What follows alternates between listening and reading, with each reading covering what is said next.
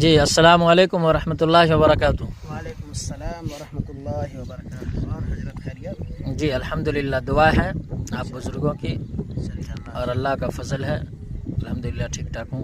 اور حضرت آپ کیسے ہیں؟ آپ بخیر ہیں؟ الحمدللہ دعا ہے۔ حضرت